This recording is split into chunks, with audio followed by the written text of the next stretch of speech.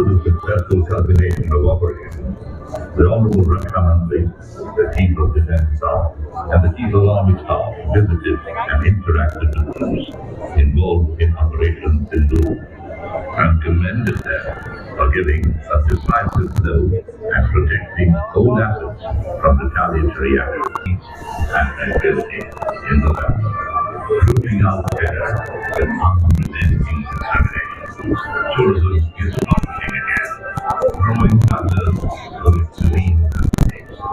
An operation of the Katra Priyanka Railway, passing through the world's highest railway bridge, immediately post Operation Sindoor, is a testimony of our commitment to Russia's transformative threat in the region.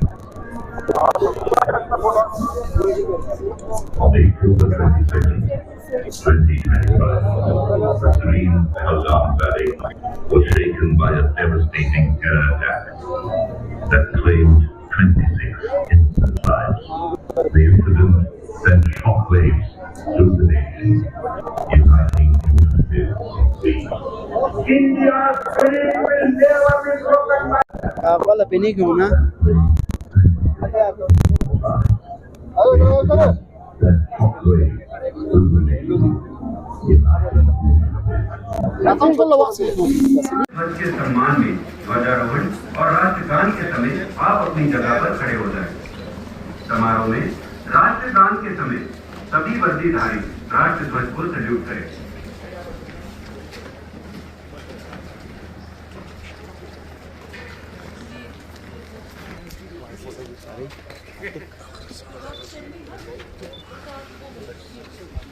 Yes, please, sir.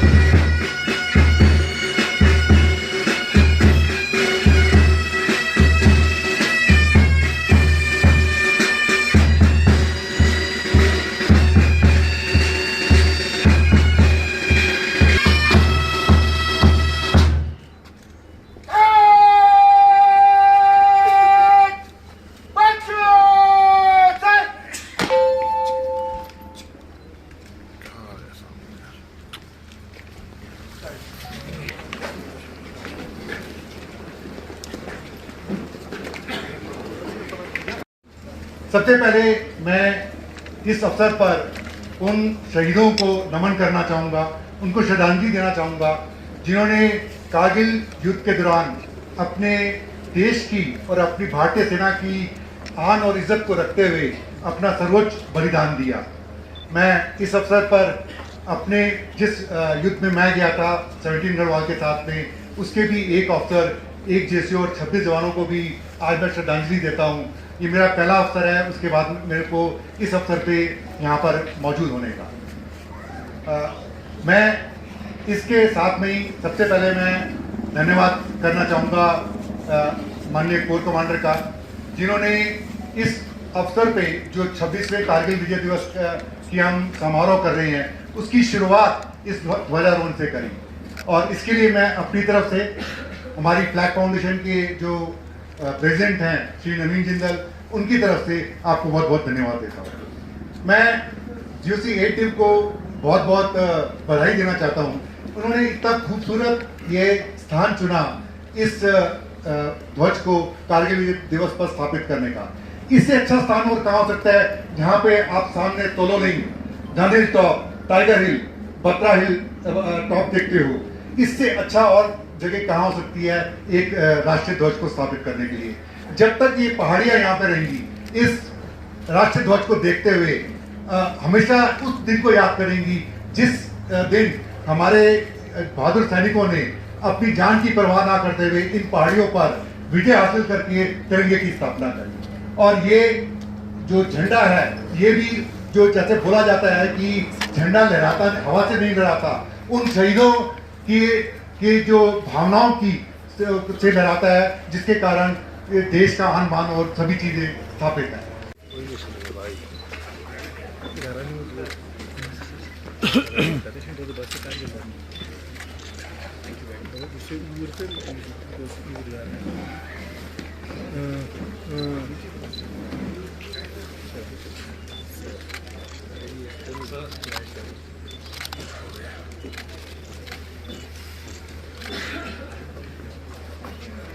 Ring contour पर दुश्मन के जोरदार प्रति आक्रमण का सामना किया। गोली की चोट लगने के बावजूद उन्होंने लगातार फायर किया और 2 दुश्मनों को मार गिराया, जिसके उपरांत वे वीर गति को प्राप्त हुए।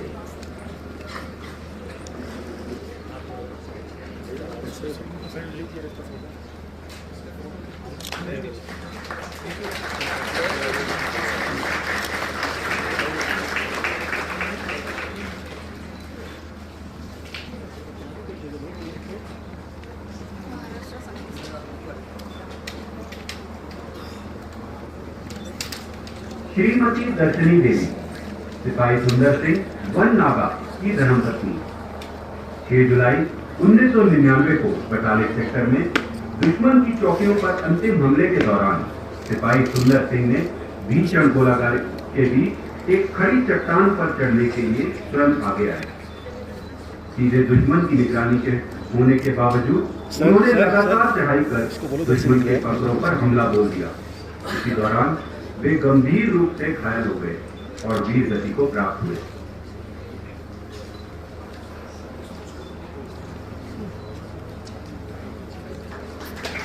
बक्सर सेक्टर में लापता सैनिकों की तलाश में निकली पेट्रोल बर्डी का हिस्सा थे। दुश्मन की पेट्रोल पर भारी गोलाबारी के दौरान उन्हें मशीन गन की गोली लगी और वे वीर गति को प्राप्त हुए।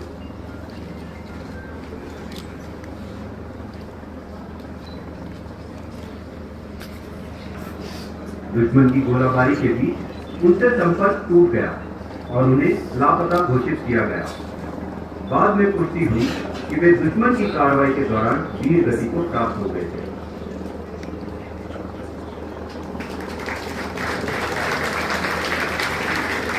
श्री सचिन चौधरी, सिपाही नरेश कुमार 17 जाट के पुत्र, 7 जुलाई 1999 को द्रास सेक्टर में पिंपल 2 की लड़ाई के दौरान सिपाही नरेश कुमार ने ग्रेनेड और बेयनेट से नजदीकी लड़ाई में दुश्मन सैनिकों को मार गिराया। इस भीषण मुठभेड़ के दौरान उन्हें स्वचालित गोलाबारी का सामना करना पड़ा और वे वीर गति को प्राप्त हुए। दुश्मन की गतिविधि का पता चलते ही उन्होंने अपनी टीम को सतर्क किया और भीषण मुठभेड़ में शामिल हो गए। गंभीर रूप से घायल होने के बावजूद वे बहादुरी से लड़ते रहे और अंततः वीर गति को प्राप्त हुए। हेलमेट टॉप पर LMG नंबर 2 के रूप में तैनात थे। सुबह 4 बजे उनके रक्षात्मक मोर्चे पर दुश्मन ने हमला कर दिया। सिपाही कुलविंदर सिंह ने दुश्मन का डट कर सामना किया और वीर गति को प्राप्त हुए।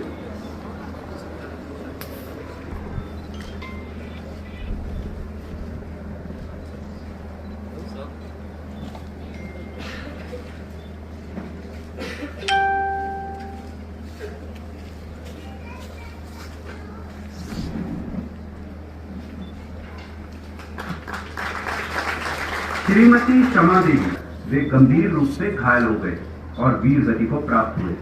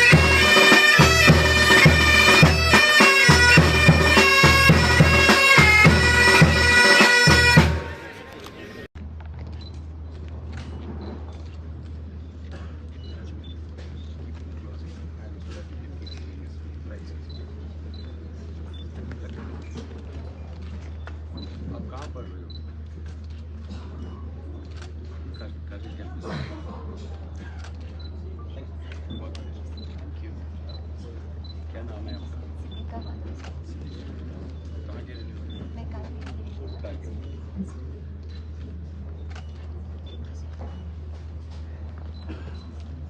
क्या नाम है आपका? नस्ल। कहाँ के रहने वाले? अच्छा, यूपी में कहाँ से? सहारनपुर से। क्या नाम है आपका?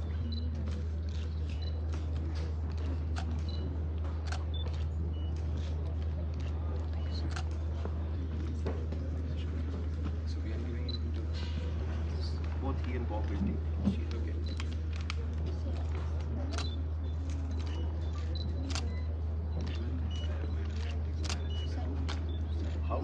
How did you get into this idea of doing all of this? It's after the COVID, like I was sitting at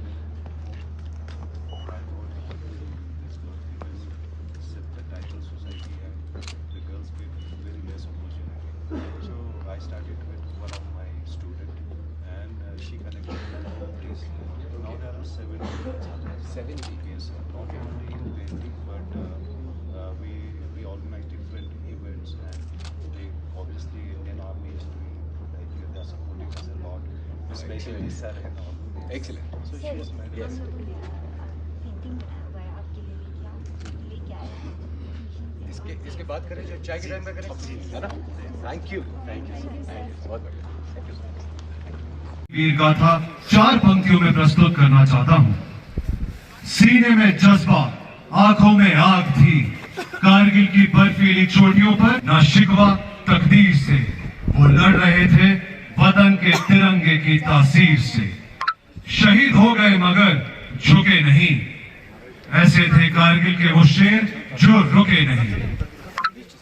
इस युद्ध में जीत का श्रेय जितना भारतीय सेना को जाता है, उतना ही श्रेय सभी देशवासियों को भी जाता है, जिसमें न सिर्फ लद्दाखी नागरिकों ने इस मुश्किल घड़ी में राष्ट्रभक्ति और देश प्रेम का परिचय देते हुए भारतीय सेना की हर संभव सहायता की, बल्कि देश के कोने कोने में लाखों लोगों ने रक्तदान किया, सैन्य कोष में पैसा जमा किया, सेना के मूवमेंट के दौरान जगह जगह पर खाना पानी उपलब्ध कराया।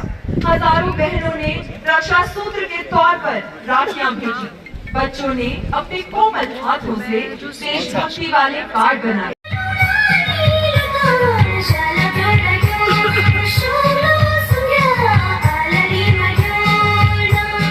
Sungia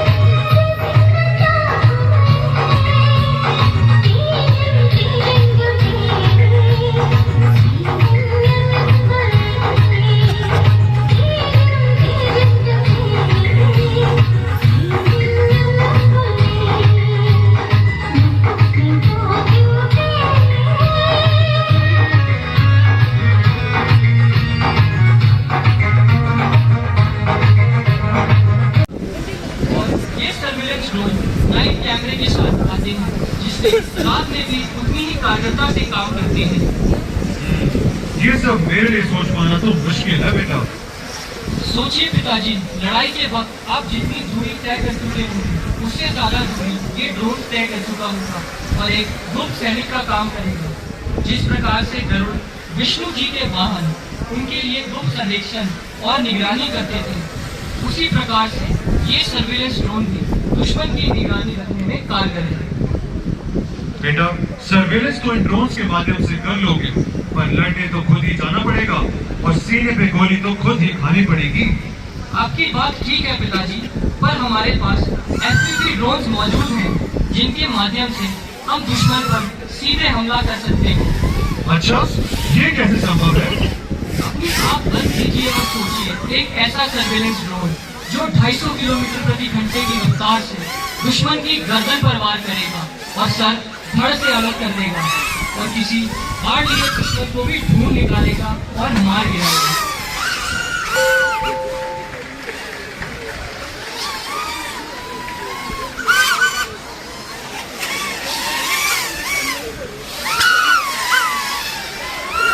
बेटा, दुश्मन वहाँ ये सब देखकर गाड़ी थोड़ी बचाएगा, वो भी इन FPV ड्रोन्स पर हमला तो करेगा ही। आपकी बात बिल्कुल ठीक है पिताजी, पर हमारे पायलट बहुत बेहतरीन हैं। अपनी मनोबल स्किल से दुश्मन की हर हरकत और हमले को नाकाम कर देंगे।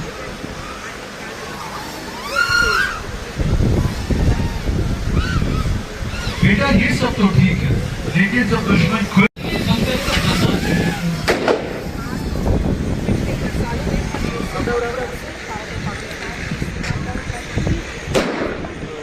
बेटा, ये तो रही लड़ाई की बात, पर लड़ाई के बाद सप्लाई तो खुद ही अपनी पीठ पर लेकर जाओगे। पता है ना, लोड के साथ पहाड़ चढ़ने में कितना टाइम लगता है। पिताजी, पहाड़ चढ़ने में हमें आज भी उतना ही समय लगेगा, पर हमारा काम आसान बनाने के लिए लॉजिस्टिक्स ड्रोन मौजूद है जो सप्लाईज को तुरंत पहुंचा पाएंगे।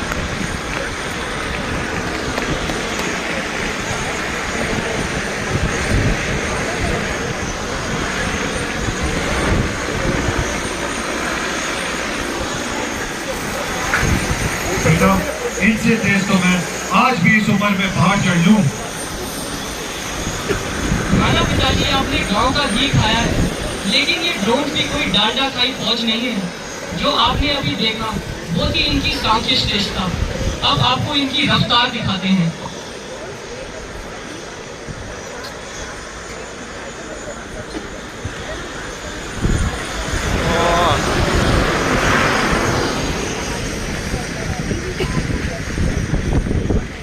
ये तो काफी कमाल की चीज है।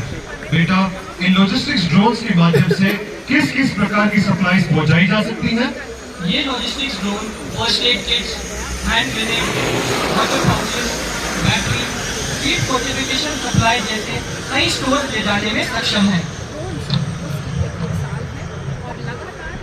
वाह बेटा, इसके अलावा और क्या नया आ गया है फौज में?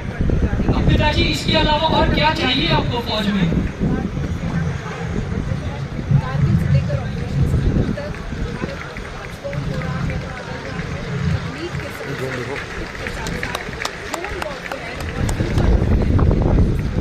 बेटा, क्या हर लड़ाई तुम्हें आधुनिक यंत्रों से लड़ पाओगे?